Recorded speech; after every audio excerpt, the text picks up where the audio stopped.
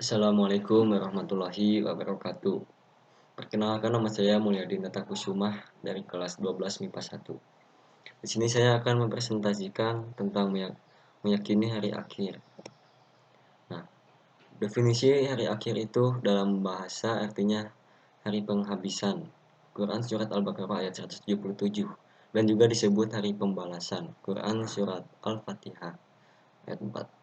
Menurut istilah, hari akhir adalah hari mulai hancurnya alam semesta berikut isinya dan berakhirnya kehidupan semua makhluk Allah. Hari akhir juga disebut hari kiamat, yaitu hari penegakan hukum Allah yang seadil-adilnya. Quran surat Al-Mumtahanah. Menurut Al-Quran, kiamat itu ada dua. Yang pertama kiamat sugro atau kecil, yang kedua kiamat kubro atau besar. Kiamat sugro dalam bahasa sugro artinya kecil. Kiamat sugro adalah kehancuran sebagian kecil dari alam semesta. Kiamat sugro dapat dimaknai sebagai hari berakhirnya kehidupan seseorang atau sebagian makhluk di muka bumi. Dalil mengenai kiamat sugro ini berdasarkan sabda Nabi Muhammad SAW. Jika salah seorang dari kalian meninggal dunia, maka kursinya diperlihatkan kepadanya pada saat pagi sore hari. Jika ia termasuk ahli surga, maka ia akan melihat jelas gambaran dirinya sebagai ahli neraka. Dikatakan kepadanya, ini kursimu hingga Allah membangkitkanmu pada hari kiamat. Hadis riwayat Bukhari. Contoh kiamat sugro atau kecil yaitu diantaranya ada tsunami, gempa bumi, longsor, banjir, atau angin topan. Merupakan bencana dan kehancuran sebagian orang yang tempat tertentu yang terkena bencana alam tersebut. Kematian juga merupakan hari berakhirnya kehidupan dan tergolong kiamat sugro atau kecil. Terus di sini ada kiamat kubro. Dalam bahasa, kubro artinya besar. Kiamat kubro adalah kiamat yang sebenarnya. Kiamat kubro terjadi dengan dimulainya tiupan trompet sang kepala malaikat Israfil, serta diiringi dengan kehancuran semesta beserta isinya. Dalil mengenai kiamat kubro ini tergambar dalam Quran surat Al-Qari'ah ayat 1-11. Sebagai berikut, hari kiamat. Apakah hari kiamat itu, dan tahukah kamu apa hari kiamat itu? Pada hari itu manusia seperti laron yang berterbangan, dan gunung-gunung seperti bulu yang dihamur-hamurkan. Maka adapun orang yang berat timbangan kebaikannya, maka dia akan berada dalam kehidupan yang memuaskan atau senang. Dan adapun orang yang ringan timbangan kebaikannya, maka tempat kembalinya adalah neraka hawiyah. Dan tahukah kamu apa neraka hawiyah itu? Yaitu api yang sangat panas. Al-Qari'ah ayat 1-11. Ketika terjadinya kiamat kubro, segala hal apapun musnah. Tidak ada satupun planet yang tersisa. Semuanya hancur, termasuk bumi. Semua makhluk hidup mati dan binasa. Tanda-tanda kiamat kubro. Waktu persis terjadinya kiamat kubro ini merupakan hal yang gaib. Tak ada yang tahu kecuali Allah Subhanahu wa Ta'ala.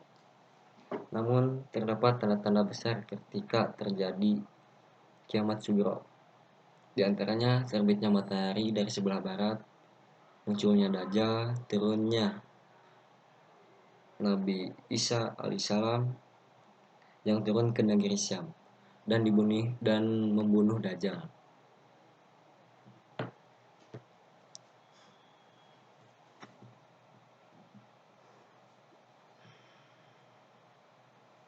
Namun kemudian Nabi Isa akan menjalankan syariat Nabi Muhammad SAW. Turunnya Imam Mahdi, keluarnya Yakjuj dan Makjuj, munculnya binatang melata di bumi, munculnya asap di timur dan barat, terjadinya gerhana di timur, barat, dan di Jazirah Arab. Terus ada hari akhir menurut ilmu pengetahuan, yaitu ada dua. Yang ke satu menurut geologi, yang kedua menurut teori fisika. Menurut geologi, bumi beredar karena adanya daya tarik matahari terhadap bumi. Berkurang akibatnya bumi akan bergeser dari matahari, sehingga putaran bumi semakin cepat dan akan mengalami nasib seperti meteor yang menyala atau hancur. Terus ada menurut teori fisika.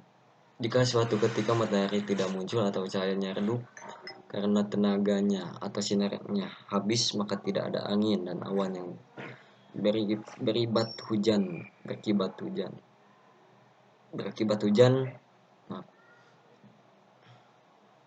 maka tidak ada angin dan awan yang berakibat hujan tidak akan turun. Selanjutnya gunung-gunung akan meletus, ombak-ombak bergulung, air laut naik sehingga hancurlah bumi.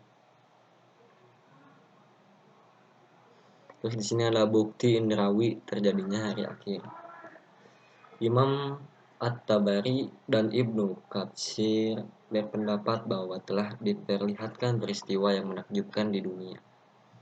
Yang pertama, ada peristiwa pembunuhan yang dipermasalahkan oleh Bani Israel akan dihidupkan kembali oleh Allah hanya dengan perantaraan daging sapi yang dipukulkan ketemu orang-orang yang terbunuh.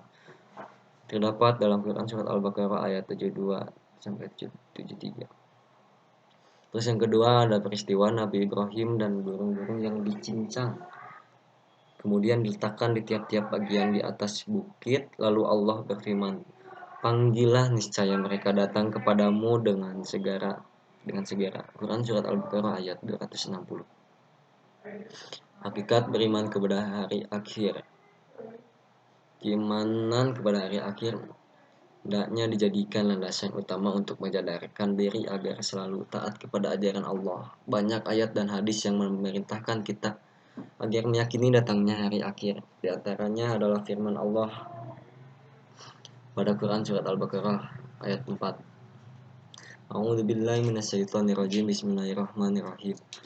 Walladzina yu'minuna bima unzila ilaika wa ma unzila min qablik wa bil akhirati hum yuqinun. Yang artinya, kemudian dalam percakapan Rasulullah dengan malaikat Jibril yang panjang tentang iman, Islam dan ihsan, beliau bersabda ketika ditanya tentang iman. Beliau menjawab, kamu beriman kepada Allah, malaikat-malaikatnya, kitab-kitabnya, Rasulnya, hari akhir, dan takdir baik maupun buruk. Hadis riwayat Muslim.